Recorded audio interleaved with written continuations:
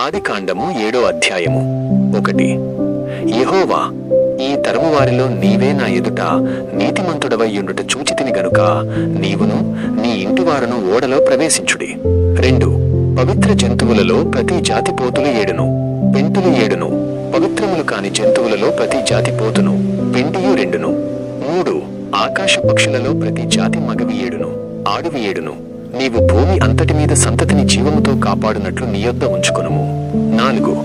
ఎందుకనగా ఇంకను 7 దినములకు నేను 40 పగళ్లను 40 రాత్రులను భూమి మీద వర్షము కురిపించి నేను చేసిన సమస్త జీవరాశులను భూమి మీద ఉండకుండా తుడిచివేయుదునని నోవహుతో చెప్పెను. 5. తనకు యెహోవా ఆజ్ఞాపించిన ప్రకారము నోవహు యావత్తు చేసెను. 6.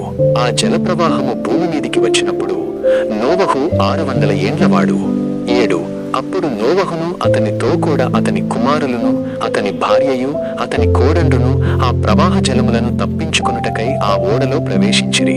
8.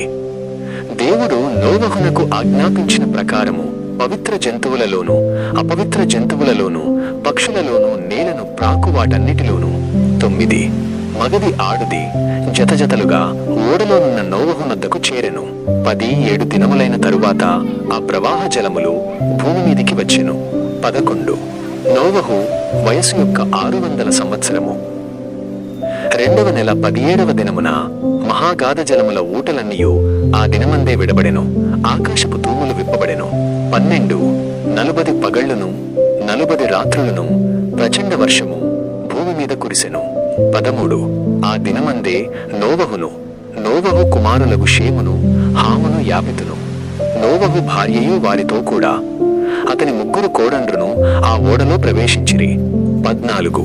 వీరే కాదు, ఆ యాజాతుల ప్రకారము ప్రతి మృగమును ఆ యాజాతుల ప్రకారము ప్రతి పశువును ఆ యాజాతుల ప్రకారము నేల మీద ప్రాకు ప్రతి పురుగును ఆ యాజాతుల ప్రకారము ప్రతి పక్షియు నానా విధములైన రెక్కలు గల ప్రతి పిట్టయు ప్రవేశించెను. 15. జీవాత్మ గల సమస్త శరీరులలో రెండేసి ఓడలోనున్న నోవహునొద్ద ప్రవేశించెను. 16.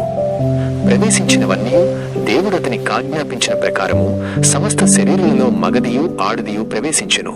అప్పుడు యెహోవా ఓడలో అతని మూసివేసెను. 17. ఆ జలప్రవాహము 40 దినములు భూమి మీద నుండగా జలములు విస్తరించి ఓడను తేలచేసినందున అది భూమి మీద నుండి పైకి లేచెను. 18. జలములు భూమి మీద ప్రచండముగా ప్రబలి మిక్కిలి విస్తరించినప్పుడు ఓడ నీళ్ల మీద నడిచెను. 19. ఆ ప్రచండ జలములు భూమి మీద అత్యధికముగా ప్రబలినందున ఆకాశమంతటి క్రిందనున్న గొప్ప పర్వతములన్నీయు మునిగిపోయెను. 20 15 మూరల ఎత్తున నీళ్లు ప్రచండముగా ప్రబలెను గనుక పర్వతములను మునిగిపోయెను. 21. అప్పుడు పక్షులేమి పశువులేమి మృగములేమి భూమి మీద ప్రాకు పురుగులేమి భూమి మీద సంచరించు సమస్త శరీరులేమి సమస్త నరులేమి చచ్చిపోయిరి. 22. పొడి నేల మీదనున్న వాటన్నిటిలోనూ నాసికారంధ్రములలో జీవాత్మ సంబంధమైన ఊపిరిగలవన్నీయు చనిపోయెను. 23. నరులతో కూడా పశువులను పురుగులను ఆకాశ పక్షులను నేల మీదనున్న జీవరాశులన్నీయు తుడిచివేయబడెను. అవి భూమి మీద నుండకుండా తుడిచివేయబడెను. నోవహును అతనితో కూడా ఆ ఓడలో నున్నవియు మాత్రము మిగిలి ఉండెను. 24. 150 దినముల వరకు నీళ్లు భూమి మీద ప్రచండముగా ప్రబలెను.